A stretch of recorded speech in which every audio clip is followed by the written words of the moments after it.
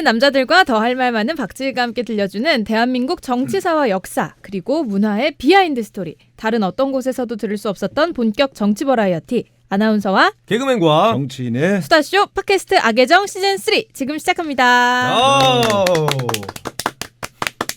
안녕하십니까 여러분. 안녕하세요. 카메라를 의식하네.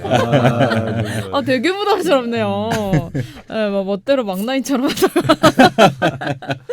카메라가 있는 걸 깜빡하고 이렇게 네. 거지같이 하고 왔는데 왜 저기 오늘 위아래를 맞춰 붉은색이 아주 잘 입으셨는데요? 어울려요. 네. 이게 맞춰 입은 거야. 맞춰 대충 추리닝 아니 이거 대충 좀 입고 온 거지. 웃기려고 입은 거 아니에요? 아니 그쵸? 저 이런 추닝 복장 은밀하게 위대하게. 아 맞아. 김수현. 은희 네, 맞아 은희. 김수현. 아 그분이 입으면은 다 빛이 나는 거고. 그 장성규 씨가 이거 이제 방구석 맞다. 1년에서 이걸 맞다. 입고 댕기더라고요. 그래서 맞아. 그분이 요새 잘 되니까 네 저도 좀 한번 컨셉을 빨아서 한번 해봤습니다. 네, 나도 좀 잘 나가고 싶어서. 김수현 씨랑 비교할 때 나도 살짝 부담이 됐는데. 네, 뭔가 이제 장성규 씨 위화감이 덜하네요. 네, 장성규 씨는 개그과라서 어. 부산 코미디 페스티벌에도 자주 참석을 했고요. 아, 뜨기 진짜요? 전에도. 오. 그래서 키도 굉장히 크잖아요. 190. 네, 정도 커요? 네, 엄청 커요. 진짜 크구나. 네, 그래서 그때 만나 뵀을 때도 MBC 신입사원 그 리얼리티 프로그램 출연하지 않았어요 하면서 대화를 나눴던 기억이 있는데 네.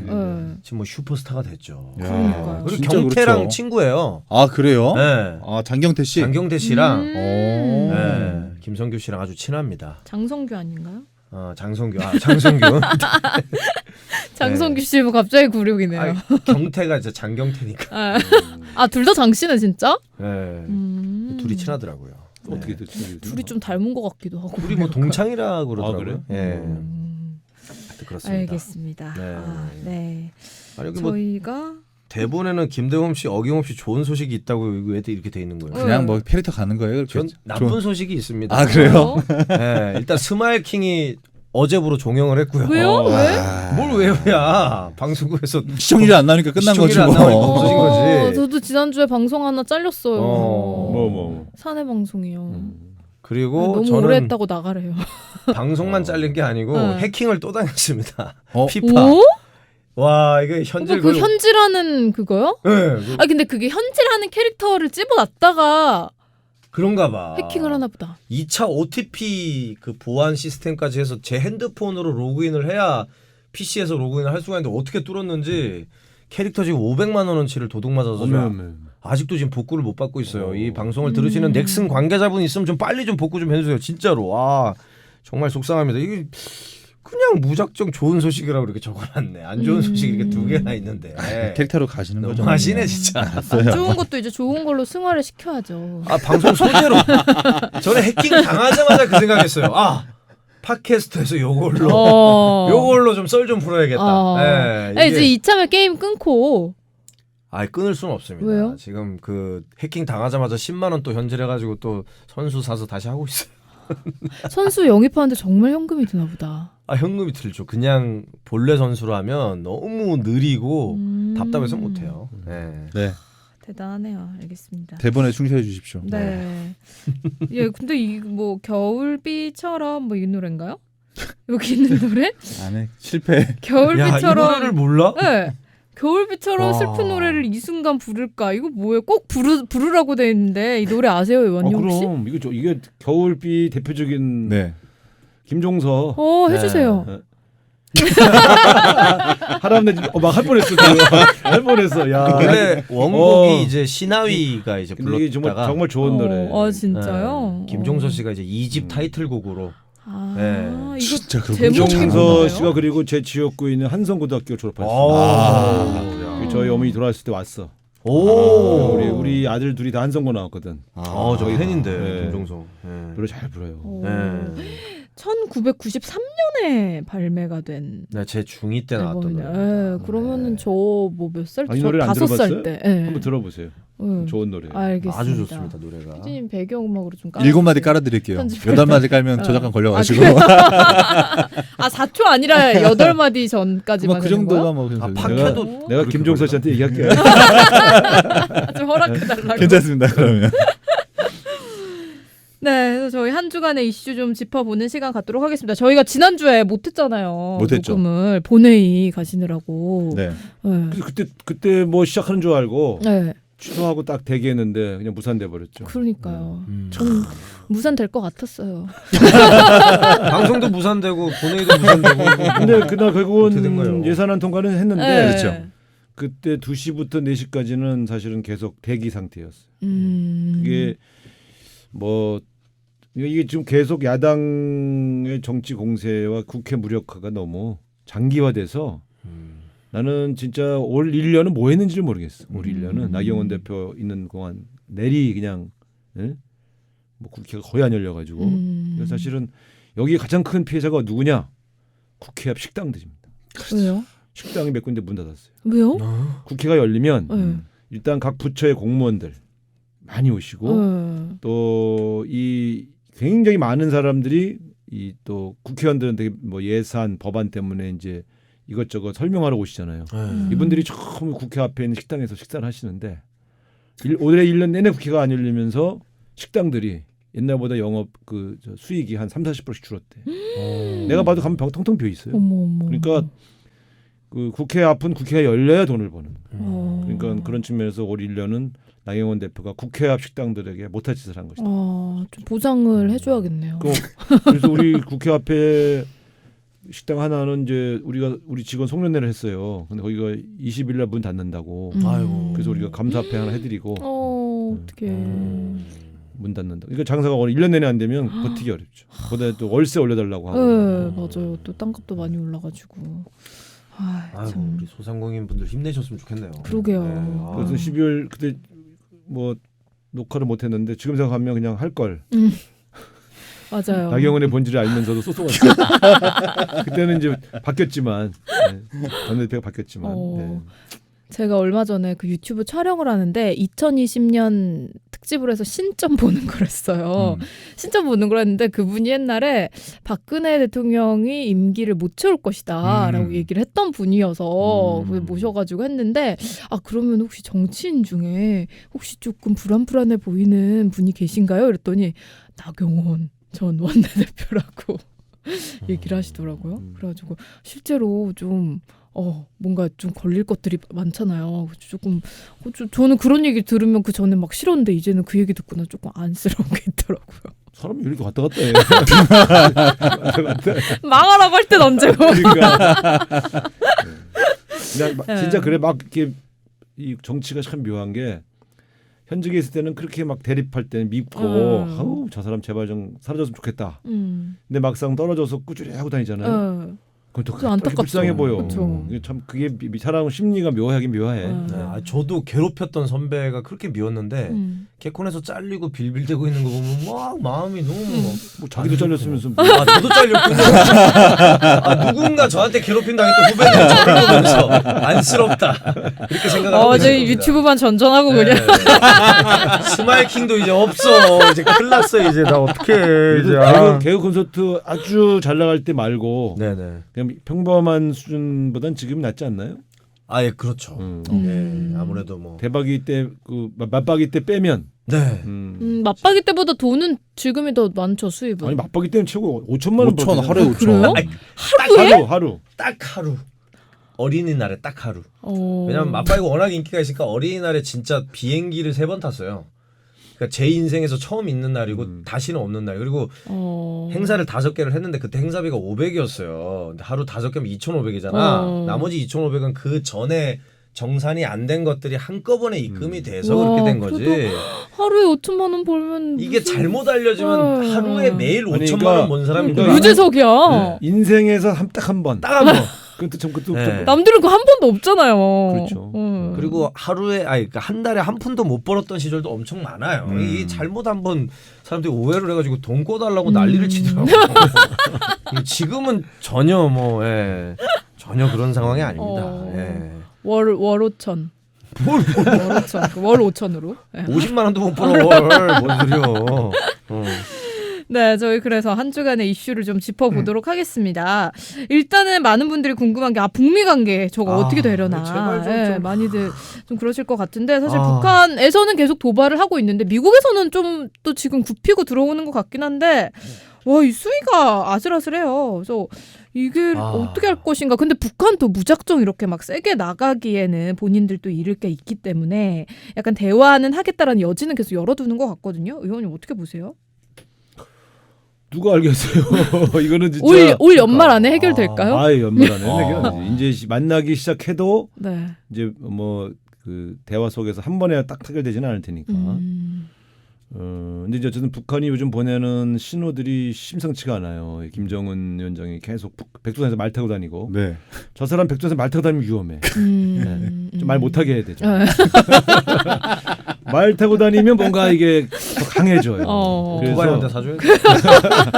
거기 백두산에서 오토바이 탈 수가 없어. 탈 수가 없어. 네. 아니 말은 쌓여 있어. 말은 얼마나 무겁겠어요.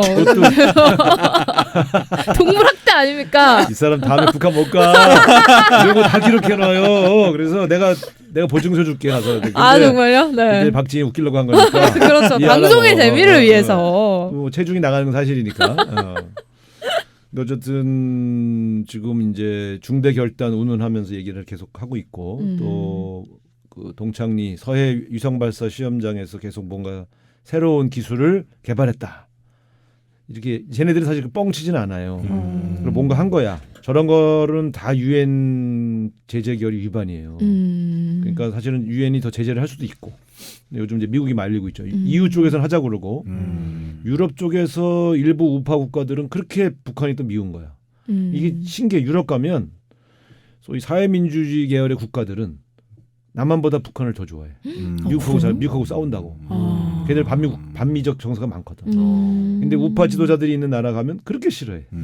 이게 지난번에 EU 대표 대사들이 북한 제재해야 된다 이런 회견을 한 적이 있는데 그 나라들은 좀 다르고. 그래서 어쨌든 제가 볼 땐 비건이 이제 승진을 했어요. 비건이라는 사람이 원래 대북 대표 대사 하다가 국무부 부장관이 됐거든. 그럼 꽤 높아진 거예요. 국무부 장관 바로 밑에니까. 네. 그러니까 저 사람이 지금 급히 한국에 와서 이제 북한을 만나자 이런 얘기를 하는 걸 보면 이제 대화 제안을 좀 적극적으로 하는 거고 또 니들이 그동안 주장하던 거에 답할 어떤 준비가 일부 돼 있다. 이렇게 얘기한 걸 보면 북한이 바로 응하지는 않지만 내년 초쯤에는 제가 볼 때는 이제 접촉을 할 가능성이 있죠. 그래서 이제 그 궁금한 건 보통 북한은 요 시기 12월 중하순에는 그 다음 해에 북한이 갈 방향을 집중적으로 토론을 해요. 지도부들이. 그 결과를 가지고 김정은이 신년사에서 발표하는 거예요. 올 한 해는 이렇게 하겠다. 이제 그런 측면에서 지금 어떻게 결정할지가 궁금하죠. 저도. 이 시점에서 제가 또 영화를 어제 뭘 봤지 하면은 네. 백악관 최후의 날이라는 영화가 있어요. 그게 그런 영화 약간 B급 감성인데 제목이? 아니 헐리우드 A급 영화. 맞아요. 아, 그거 진짜요? 유명한 영화예요. 돈 많이 벌었어 그거. 그 영화가 어떤 내용이냐면은 북한 테러리스트들이 백악관을 장악하는 내용이어서 저는 이 뉴스하고 맞물려가지고 막 괜히 무섭더라고요. 장악할 것 같아서.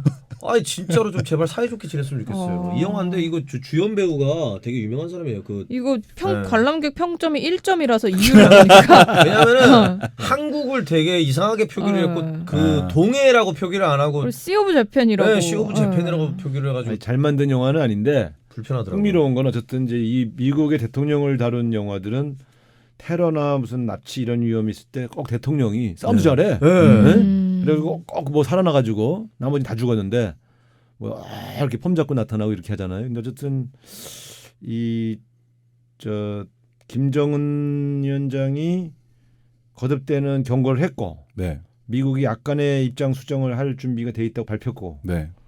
안보리에서 중국하고 러시아가 대북 제재를 일부 완화하자. 네. 이렇게 선물을 주자는 얘기죠. 이런 얘기를 좀 하고 있어서 이게 어떻게 귀결될지는 좀 봐야 됩니다. 그래서 지금은 사실은 아무도 모른다. 내년 초 돼봐야 한다.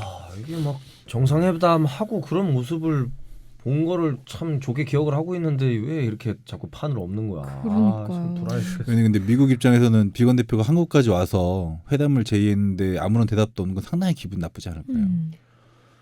뭐 전 세계적으로 그런 나라가 한두 나라입니까? 그러니까 일단 상황을 더 악화시키지 않기 위한 제스처인지 네. 진정성 있는 제안인지를 북한이 판단할 시간이 필요해요. 그러니까 그동안 북한이 계속 만나자고 하고 뭐 네. 이런 입장 변화를 요구했는데 미국이 응하지 않았었거든. 아. 미국 입장에서는 북한이 올해 핵실험도 안 하고 네. ICBM도 안 쏘니까 그거는 자기들이 목적으로 한 1단계는 성공한 거예요. 미국 입장에서는. 근데 이제 북한은 그렇게 선물을 줬는데 미국이 아무것도 응답이 없다. 네. 생각하니까 이제 삐져가지고 올 하반기에는 이제 문을 걸어잠근 거 아닙니까? 그 상태에서도 트럼프가 별 제안을 안 하고 그냥 김정은하고 나온 친해 이러고 네, 넘어갔거든요. 네, 네. 그 김정은 쪽에서 친한 건 친한 거고 뭐 답을 줘야지. 근데 답이 안 줬어요. 그러니까 이제 지금 미국이 만나자고 계속 제안을 하는데 어떤 입장이 변화됐는지를 알려달라고 하면서 다시 아직도 안 나오고 있거든요. 그러니까 오늘이 그 비건 국무부 부장관이 한국에 와서 얘기한 뭔가 너희들 얘기에 조금 우리가 변화된 게 있다. 만나서 얘기하자고 한 거는 최근 6개월 사이엔 굉장히 의미 있는 진전이긴 해요. 근데 이게 재수추언지 아니면 진짜 바뀌었는지를 북한 내부가 좀 판단할 시간이 필요할 겁니다. 그래서 올해 안에 접촉이 시작되면 좋은 신호고 네. 올해 안에 접촉이 안 해도 내년 초에는 일단 접촉을 해볼 거예요. 어쨌든 지금 이 상황을 북한이나 미국이 더 악화시키는 걸 원하지는 않기 때문에 네. 조금 더 지켜볼 필요는 있죠. 그럼 크리스마스 선물로 막 이런 얘기 했던 거는 아니라고 봐도 되는 거겠죠? 그래도 미국에서 저렇게 나왔기 때문에. 아니 입장 변화가 없으면 이제 뭘 쏘겠다는 얘기였는데 네. 네. 일단 비건이 와서 이제 대화하자 이렇게 했으면 대화하자고 했는데 뭘 쏘진 않겠죠. 진짜 그거 이러고 왜냐하면 있는데 쏠 것 쏘면 같으면 벌써 쐈어요. 근데 네. 계속 우리 실험하고 있다. 겁만 주는 중대한 거잖아요. 성과가 있었다 이렇게만 네. 하고 있잖아요. 그러니까 제가 볼 땐 그게 뭔지 얘기 안 하는 제재는 못해요. 뭔지 알려주면 제재하지. 미사일 좀 그만 쏘고 술이나 한 잔 쏴든 쏘든가. 진짜 뭐 하는 거야? 김대범은 김정은 위원장하고 술 먹으면 30분 만에 아웃될 걸. 왜요? 술을 잘 마셔요? 북한의 김씨성 가진 사람들은 술을 어마어마하게. 아 진짜요? 김정일 위원장도 그렇게 술을 먹었잖아. 저기 내가 지난번에 얘기했잖아. 40도짜리 술 종류별로 엄청 먹어. 근데 양주도. 맥주는 제가 이길 자신 있습니다. 맥주? 네, 소주 이런 거는 제가 못 마시니까 맥주는 저는 계속 순환되기 때문에 그 북한의 어. 남자들은 맥주는 여자들이 먹는 술이라서. 물이라고 생각하네요. 물. 자존심 예를 들면 상하니까. 백두산 들쭉술 이런 거 있잖아. 네. 40도짜리, 어우. 60도짜리 이런 거 먹죠. 그건 전 한 잔만 먹어도 그러니까. 어. 근데 그걸 한 병은 먹어, 한 병에 두 병은 먹어야 돼. 같이 맞짱을 뜨려고. 어. 내가 그래갖고 거기 군에 갔을 적에 그쪽에 고위급 인사랑 예. 뭐 대화는 대화고 술로 한번 겨뤄봤다가 1승 1패.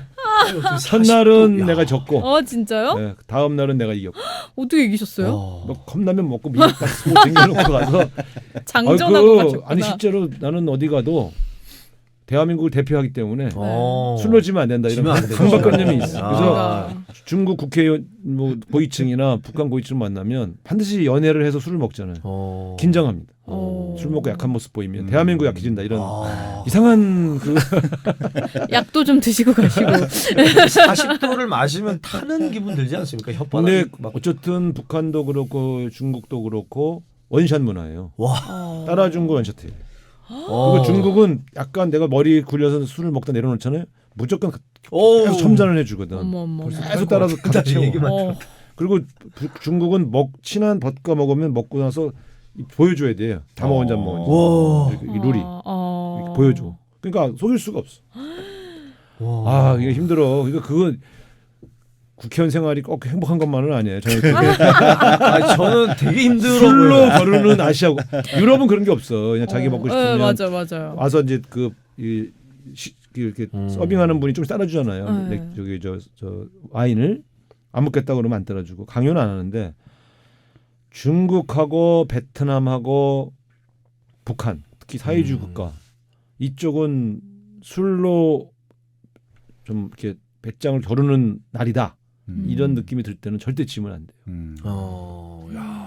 아니, 저는 국회의원 진짜 빡센 것 같아요. 극한 직업이. 아니 그럴 때만. 야, 정말 그리고 진짜. 한번 지잖아요. 한번 쓰러졌잖아. 반드시 보복을 해야 됩니다. 대한민국 1패로 돌아오면 안 된다. 아 그거는 그런 무승부라도 해야 된다. 전쟁에 패한 장수는 뭐 용서할 수 있지만 음주 전쟁에 패한 장수는 용서하면 안 되죠.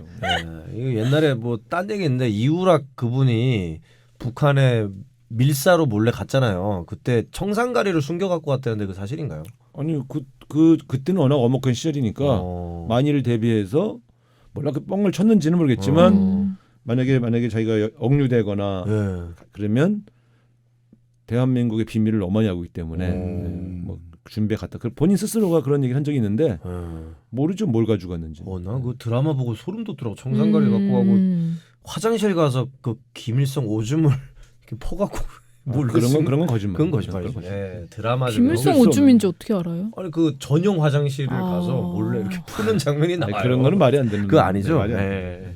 드라마적인 허구. 네. 소변에 누술 있는 거 아니야? 막? 너무 많이 마셔서.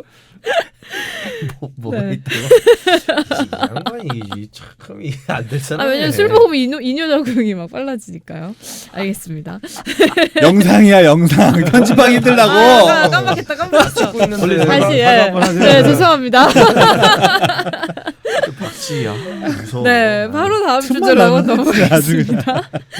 바로 어제 기습적으로 정부가 고강도 부동산 대책을 또 내놨어요. 이게 이제 주요 내용이 15억 원을 초과하는 아파트를 구입할 때는 주택담보대출이 아예 전면 금지가 되고 분양가 상한제가 거의 서울 전역으로 확대가 됐고요. 그리고 이제 부동산 공시가격이 현실화가 되고 하지만 이제 다주택자들이 내년 상반기까지 매도를 할 때는 양도소득세를 한시적으로 면제해주는 그러니까 집을 좀 내놔라라는 그런 취지의 대책들을 많이 발표를 한 것 같은데 기재부, 국토부, 금융위, 국세청이 합동으로 이거를 방안을 발표를 했다 그러더라고요. 근데 이게 이제 정말 뭐 목표대로만 된다면 이제 우리도 좀 내 집 마련을 할 수 있지 않을까라는 기대가 들면서도 이게 또 괜히 강남 쪽 집값만 더 올려놓는 거 아니야? 이런 생각도 드는데 어떻게 바라봐야 될까요? 사실은 지난번 이제 주택 시장 안정화 대책을 내놓을 때 저는 좀 걱정했어요. 그 분양가 상한제를 적용하면서 이렇게 동으로 쪼개기를 해서 이렇게 발표를 했잖아요. 이제 저는 이제 그게 또 혹시라도 너무 강력한 대책을 내놨을 때 너무 부동산 거래가 이제 그 너무 끊겨서 또 좀 부작용이 있을 걸 두려워한 거죠. 근데 지금 형국이 이제 부동산 투자를 하려고 하는 사람들과 정부 사이에 이제 게임이 시작된 걸로 보여요. 항상 그래 왔지만, 그러니까 이 부동산을 통해서 축제를 하려고 하는 뭐 말로 좋은 말로 하면 투자하고 나쁜 말로 하면 투기인데 그런 사람들을 최소화하고 그렇게 하지 않으면 이건 해결이 안 돼. 그러니까 실수요자들이 이 공급량이 부족한 게 아니잖아요. 지금 서울은 이미 가구 수에 비해서 주택이 더 많아요. 다주택 보유자가 훨씬 많고 이 사람들이 이걸 일종의 재산 증식 수단으로 계속 돌리고 있거든요. 호가 올리고 또 심지어는 어디서는 못 내리게 가격을 못 내리게 하고 막 이렇게 이제 그래서 이제 일종의 누가 더 오래 버티냐 게임으로 가고 있기 때문에 사실은 저는 지난번에도 요번에 발표한 이런 강력한 대책을 사실 그때 발표했어야 한다고 생각하는 사람이에요. 근데 뒤늦었지만 저는 이 정도 대책은 효과가 있어요. 근데 이것도 이제 뭐 그 이제 또 주택을 갖고 있는 사람이 이제 또 시간을 끄는 거죠. 어차피 문재인 정부 2년 이제 3년 2년 6개월 3년이면 이제 끝나는데 내가 2, 3년 못 버티냐. 뭐 실제로 뭐 버티고 있으면 집값 안 떨어진다고 생각하고 그다음에 또 올리면 되지 뭐 이런 생각들을 갖고 있거든요.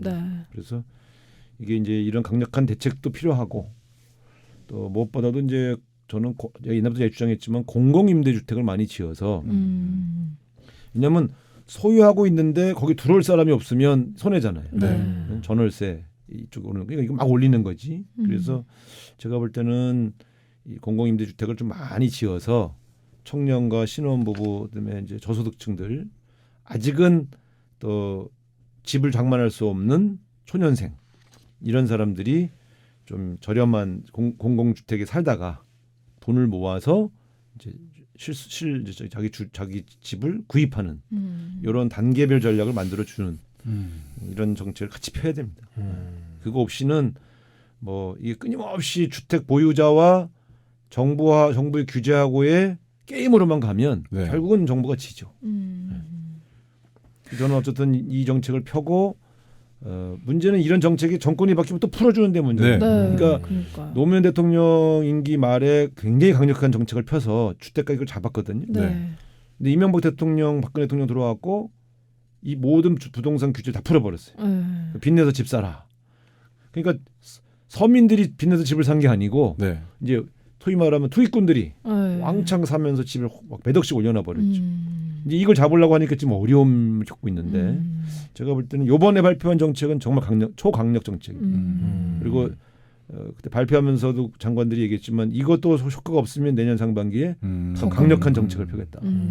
근데 그러면은 주택을 이제 가지고 있지 않은 사람들, 무주택자들에게는 좀 대출에 대한 규제를 좀 풀어주는 그런 방안은 효과가 없을까요? 아니 무주택자들에게 대출 규제를 하는 게 아니에요. 네. 다주택 보유자들에게만 근데 지금 무주택자들도 40% 이상은 대출 받기가 힘들어서 집을 살려고 하면 경우에 따라 틀려요. 경우에 따라 틀린데 네. 뭐 그렇다고 100% 해줄 수는 없지 않습니까? 네. 그러니까 어떤 측면에서 보면 지금 무주택자들이 대출을 받으려고 할 때 비교적 다른 이제 다주택자에 비해서는 훨씬 더 그 규제가 훨씬 적죠. 한 채 사실래? 네? 한 채 사실래? 아, 저 진짜 사고 싶은데요. 이제 알아보는데 사실 제가 이제 제 또래 친구들은 이제 살려면은 목돈을 막 엄청 모아놓지 않은 그렇죠. 이상 월세를 들어가야 되는데 다들 월세를 낼 수 있는 능력은 되는데 그게 이제 당장 큰 돈을 주고 집을 살 여력은 없는 거예요. 그러니까는 차라리 그 월세를 낼 수 있다는 거 그만큼씩 은행에 또 상환을 할 수 있다는 거잖아요. 그러니까 그거를 좀 인정을 해줘서 대출을 좀 많이 해주고 대신 너 이만큼씩 갚아라 이렇게 좀 할 수 있게 좀 좋겠는데 매달 어느 정도의 상환 능력은 있는 친구들이 이제 큰 목돈은 없으니까 이게 계속 월세 전세 사는 사람들 거기만 전전하고 목돈 가지고 있는 사람들만 주택 그 보유 수가 늘어나고 조금 그런 것 같아가지고. 네, 근데 뭐 저는 주택이 소유의 개념이 아니고 이용의 개념이라고 생각하기 때문에 저는 월세를 내는 거에 만족하고 있습니다. 아 그래요? 지금보다 월세가 뭐 한 아니, 100만 원 더 올라. 만족한 얼굴은 아닌데 이성적으로는 좋은 말은 괴로워 하시는데 죽겠어요. 얼굴은 아주 저는 이제 주변 동료들이 이제 집을 가진 분들이 꽤 돼요. 부러워 죽겠어. 막 부동산 정책 바뀔 때마다 그 양반들은 막 막 공부하고 난리가 나. 막 종부세 낸다고 막 볼멘 소리하고 나도 좀 내보고 싶다 종부세. 좀 내보고 싶어. 아 진짜. 그 주택 가격 오른다 그럴 때마다 저는 집에 가서 말을 못하며 조용히 있어요. 집이 없으셔서. 아니 근데 포천에 우리 아버지 어머니 묘 옆에는 20평짜리 집이 있어요. 네. 안 오르잖아요. 아니 그건 일부러 개발이 안 될 곳으로 아버지 묘를 왜냐면 우리 아버지 묘가 처음에 검단에 있었는데 거기를 저 아파트 신도시를 만든다고 개발한다고 그래서 아버지 묘를 옮기는 거예요. 그래서 나는 그게 너무 스트레스를 받아서 우리 아버지 우리 어머니 묘는 절대 개발이 불가능한 곳으로 알아봐서 들어간 거예요. 그리고 거기서 농사 짓다 보니까 너무 덥고 추워서 네. 컨테이너 박스에서 이제 해봤더니 이게 도저히 안 돼. 머리털 다 빠져. 네. 그래서 20평 이제 그때 있던 건 다 털어서 20평짜리 집을 줬는데 그러다 보니까 서울서 집을 살 수가 없는 거야. 네. 그래서 지금 전세에 월세 껴서 살고 있는데 네. 집값이 올랐다 이 소리만 나오면 우리 내무부 장관 굉장히 그 표정이 내가 그래서 옛날에 딱 저기 어디 재개발 저기 지역에 뭐 사놓자고 했잖아. 그래서 그 여보 국회의원이 자기 지역에 딱지 사놓으면 안 돼. 막 그 욕 먹어. 우리 애들 어떡할 거야? 힘듭니다, 여러분. 나는 뭐 그러니까 이 주택 정책이 발표해도 나는 관심이 없어요. 아니 주변에서는 똑같은 형편이야. 어차피 나 집 못 사니까. 그리고 우리 서대문구 집값이 막 오르면 이거요. 주택 갖고 있는 사람들은 되게 좋아해요. 근데 그분도 유권자야. 근데 무주택자들은 날 보면 원망해. 진짜 이 중간에서 그러니까 근데 우리 지역의 유권자들은 내가 사는 집이 지금 우리 집이 내가 소유인 줄 알아. 그렇겠죠, 당연히. 네. 근데 주변에서도 지난번에 나도 모르게 저기 반전세인데요. 50만 원 월세 4억 보증금에 50만 원 월세입니다. 그랬더니 집이 없어요. 그래서 저희 시의원, 구의원들은 다 집이 있는데 저는 없습니다. 그게 집 있는 비웃더라고 비웃어. 아무도 없지 않나요? 여기 집이 아니요. 잘합니다. 집이 김포에 자가 60년 갚아야 저기는 된대요. 파주. 그래서 표정이 안 좋구만 이 부동산 정책 바뀌고 지금. 근데 그게 걱정이 될 것도 같습니다. 그 하나는 대출 폭탄인데요.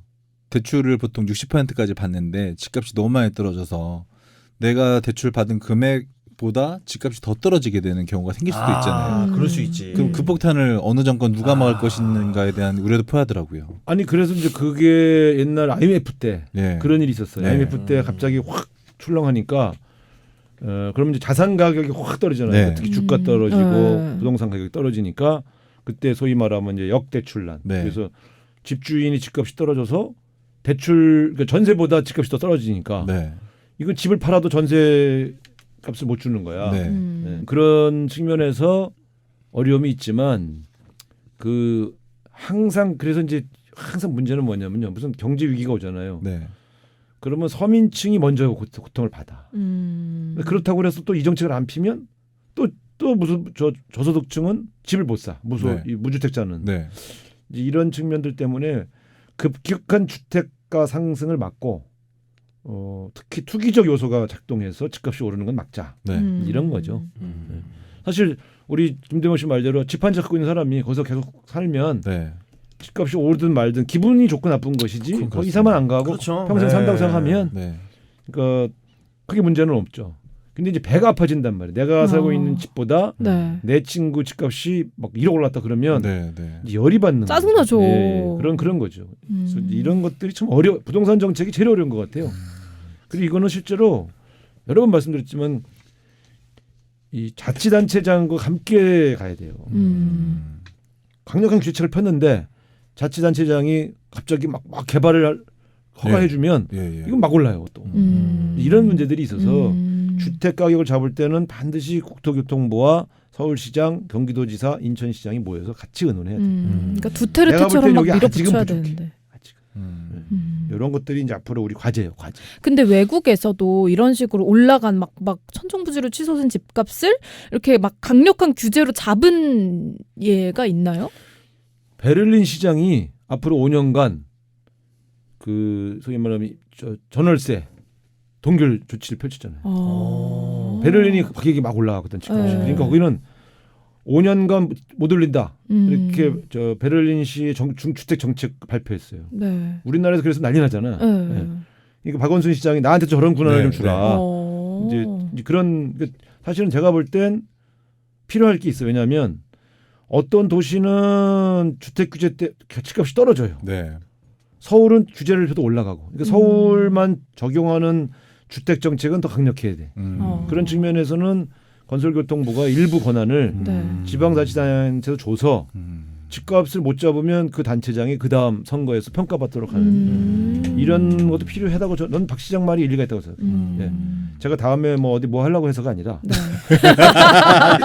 네. 그 권한을 아니, 이게 실제로는 오히려 중앙 부처는 전국적 상황을 이제 고려할 수밖에 없잖아요. 그러니까 그런 측면에서 뭔 일이 벌어졌나 자꾸 기자들이 종시에 전화오는 거 보니까 무슨 일 있는 거 아니에요? 지금? 아니야. 통화 한번 여기서 잠깐 쉬었다 근데 그러면 술 좀 사주세요.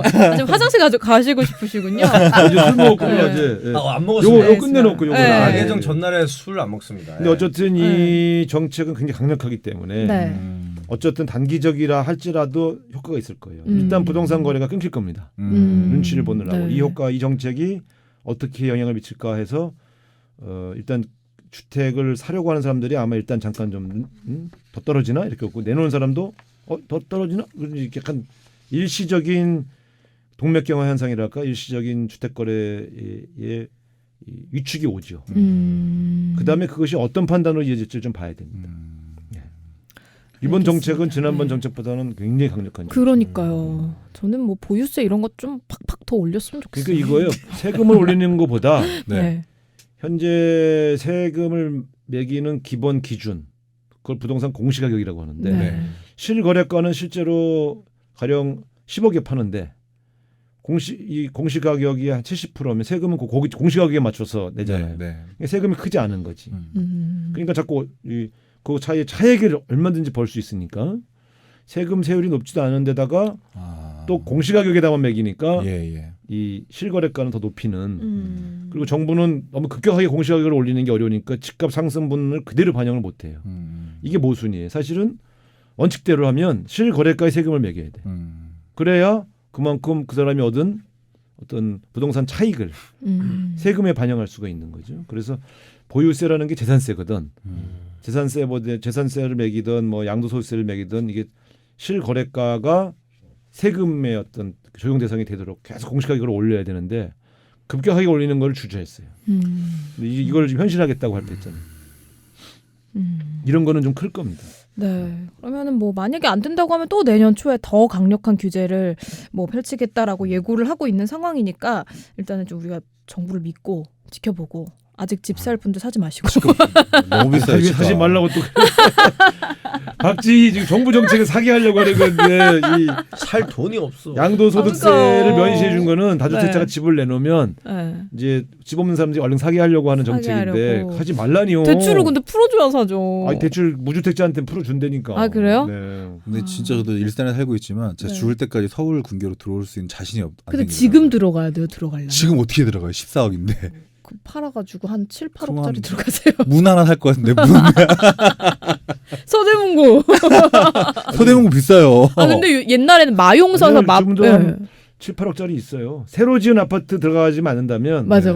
잘 찾아보면 한 20년 된 아파트들은 7, 8, 8억, 9억짜리 있어요. 은평구 뭐 불광역 저 이쪽은 일산인데 있을걸요? 저 지금 3억도 안 됩니다. 저희 아파트 매매가가. 아 일산은 좀 힘드시겠네요. 아, 알겠습니다. 한숨만 나오네. 갑자기. 네, 그럼 어쨌든, 저희 어쨌든 예. 이 정책이 변화가 없이 다음 정권에까지 이어져서 결국 한 10여 년 이렇게 쭉 가면 효과가 있어요. 결국 이게 10여 년, 20년 이 정책이 유지된다고 판단하면 잡을 수 있어요. 결국은 그 기대 효과니까. 네. 근데 워낙 이제 야당 쪽에서 뭐 우리를 그 도와주고 계시는 것 같아요 여당을. 좀 그래서. 아니 저는 분명히 말씀드리지만 자유한국당 계열의 분들에게 정권이 넘어가면 네. 이 부동산 정책부터 말하자면 변화시킬 거예요. 저기 그렇죠. DNA 있거든. 그러니까 이건 계속 이렇게 가야 되는. 어려워도. 네. 네, 그럼 저희 여기까지 한 주간의 이슈 살펴봤습니다. 여러분의 댓글 한번 보러 가겠습니다.